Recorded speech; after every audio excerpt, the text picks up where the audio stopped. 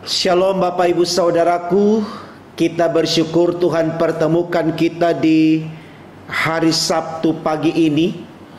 Tentu ini adalah anugerah dan berkat dari Tuhan buat saudara dan saya. Maka mari kembali kita maknai kebaikan Allah ini lewat kesediaan kita untuk menerima firman-Nya. Kita awali dengan doa saudaraku, mari kita berdoa. Tuhan Yesus, terima kasih karena Engkau sudah berkati kami sehingga kami boleh ada di hari Sabtu ini. Ini adalah anugerah berkat dari Tuhan. Berkenan Tuhan kami yang hendak menerima firman-Mu. Berkenan Tuhan urapi dengan kuasa Roh Kudus-Mu, agar dalam semuanya itu kami layak menerima firman-Mu, menuntun kami melangkah dengan baik, benar, seturut dengan kehendak-Mu, dan hidup kami mempermuliakan nama-Mu. Terima kasih Allah di sorga, berfirmanlah, karena kami telah sedia mendengarkannya. Demi Yesus Tuhan kami, amin. Saudaraku, bacaan Alkitab kita di Sabtu pagi ini terambil dari kitab Hosea 14 ayatnya yang ke-9. Demikian firman Allah. Efraim, apakah lagi sangkut pautku dengan berhala-berhala? Akulah yang menjawab dan memperhatikan engkau. Aku ini seperti pohon sanobar yang menghijau. Daripadaku engkau mendapat buah. Tema renungan kita di pagi ini saudaraku dituliskan demikian dalam Sabda Bina Umat, yaitu Tuhan itu kasih adanya. Saudaraku, kalau kita berbicara tentang Tuhan atau Allah di dalam konteks kekristenan, selalu dikatakan Tuhan itu sosok yang maha baik. Kenapa maha baik? Karena dalam kehidupan kekristenan terjadi yang namanya penyelamatan, karya penyelamatan, ya, lewat peristiwa reinkarnasi. Hadirnya Allah dalam wujud manusia menjadi seorang penyelamat yang kita kenal, itulah Yesus, juru selamat kita, ya.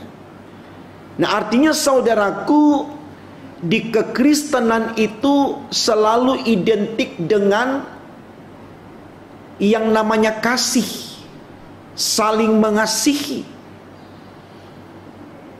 Nah, itu yang menjadi penekanan di dalam pelayanan Yesus yang diajarkan kepada murid-muridnya, termasuk saya dan Bapak Ibu yang percaya kepada Kristus. Kalau kita lihat di dalam Injil Matius pasal 22 ayat 37 sampai 40, ada dua penekanan kasih yang disebutkan di situ. Yang pertama, mengasihi Allah dengan segenap hati, segenap jiwa, segenap akal budi, dan seterusnya. Dan yang kedua, mengasihi sesama seperti kita mengasihi diri kita sendiri. Nah, artinya saudaraku, ketika saudara berkata saudara adalah orang Kristen, maka tidak ada alasan bagi saudara untuk tidak mengasihi. Karena kasih mengikat kekristenan kita, membungkus kekristenan kita.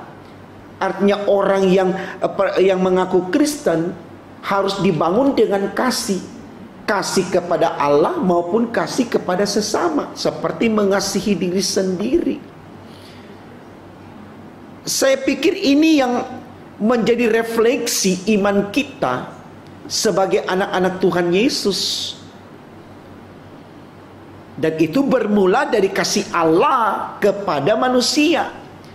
Yohanes 3 ayat 16, karena begitu besar kasih Allah, bayangkan, karena begitu besar, ya, kasih Allah, Ia telah mengaruniakan anaknya yang tunggal, anak satu-satunya Dia korbankan untuk menebus manusia dan dunia, supaya setiap yang percaya kepadanya tidak binasa, tetapi memperoleh hidup yang kekal. Jadi kasih Allah itu dalam rangka supaya kita ditebus dan kita memperoleh kekekalan, kehidupan yang kekal, keselamatan.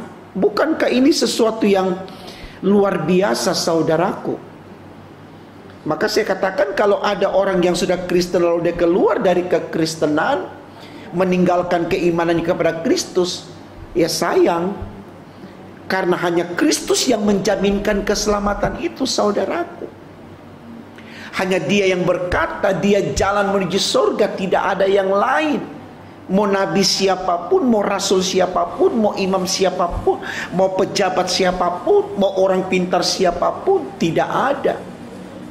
Dalam sejarah kekristenan, dalam sejarah dunia ini, dalam sejarah Indonesia dan sejarah bangsa-bangsa lain, tidak ada yang berkata dia jalan menuju surga. Hanya di dalam Alkitab ini, firman Allah ini, kita temukan sosok yang berkata demikian, yaitu Yesus dalam Yohanes 14 ayat yang ke-6.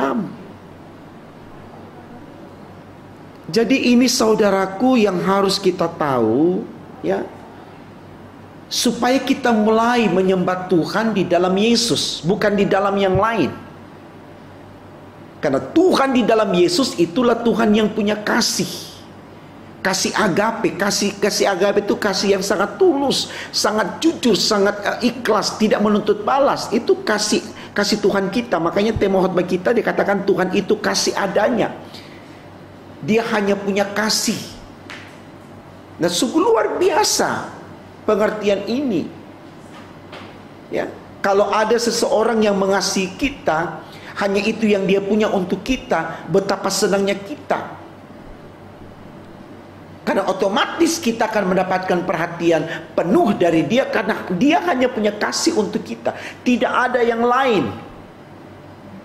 Nah, ini yang mau digambarkan oleh Allah bagi kita yang percaya kepadanya di dalam Yesus Kristus.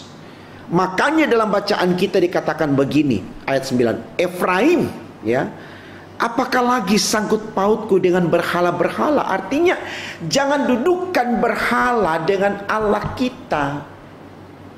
Mengapa engkau dudukkan berhala dengan Allah kita? Apa hubungannya saya dengan dia? Berhala ini sesuatu yang tidak kekal. Dia hanya benda yang bisa usang oleh karena waktu, bisa usang karena terik matahari, hujan, angin, dan seterusnya.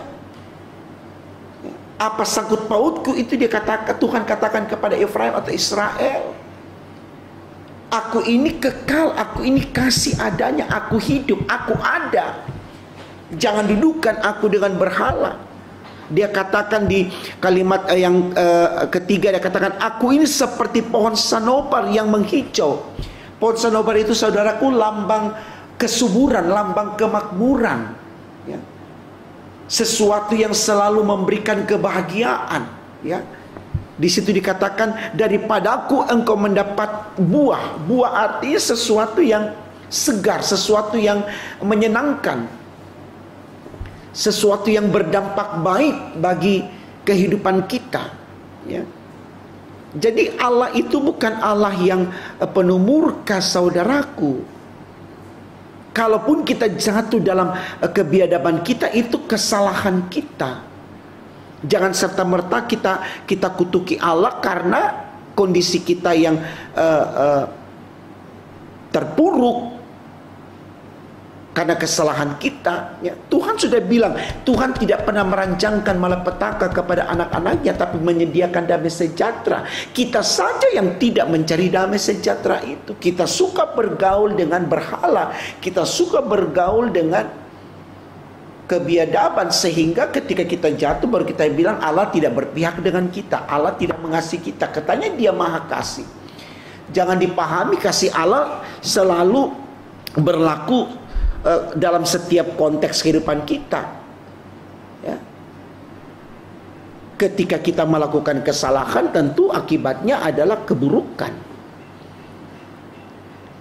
Jadi mari, saudaraku, kita bangun iman kita untuk terus mengandalkan Tuhan dalam hidup kita, supaya kita memperoleh kasih dari Tuhan. Itu yang harus kita lakukan dalam hidup ini. Karena tanpa Tuhan kita bukan siapa-siapa. Semangat untuk melakukan itu, saudaraku. Belum ada kata terlambat. Di situasi apapun, di rumah, di jalan, di kantor, di pelayanan, atau di mana saja kita berada, ya, alami kasih Allah. Itu sesuatu yang menghidupkan, itu sesuatu yang menyegarkan, itu sesuatu yang sangat indah, sangat sempurna. Karena kasih Allah itu kekal adanya. Selamat berjuang untuk itu, saudaraku. Dalam tuntunan Roh Allah yang kudus, kita akan mampu mengalami kasih Allah dalam kehidupan kita hari ini, besok, dan sampai selama-lamanya. Tuhan memberkati firman-Nya. Amin. Mari kita berdoa. Terima kasih Tuhan karena Engkau sudah berkati kami lewat firman-Mu di saat ini. Kami yakin percaya ini akan menjadi semangat bagi kami dalam menapaki kehidupan hari ini, besok, dan seterusnya. Karena kami tahu bersama dengan Tuhan kami dapat melihat kebenaran dan kebaikan hidup, lalu kami melakukannya seturut dengan kehendak-Mu, dan kami akan mengalami kasih Allah di dalamnya. Dan kasih itu membawa kami kepada kesempurnaan, karena kasih Allah selalu kekal adanya. Mari Tuhan Engkau berkati kami terus dengan iman yang teguh, sehingga di dalam semuanya kami terus mempermuliakan nama-Mu dari waktu ke waktu, dan di dalamnya kami mengalami berkat Allah yang sempurna. Ampunkan salah dan dosa-dosa kami Tuhan, dengarkan doa kami, sempurnakan dan kabulkan karena kami berdoa hanya dalam nama Tuhan Yesus Allah kami yang hidup. Haleluya, puji Tuhan. Amin.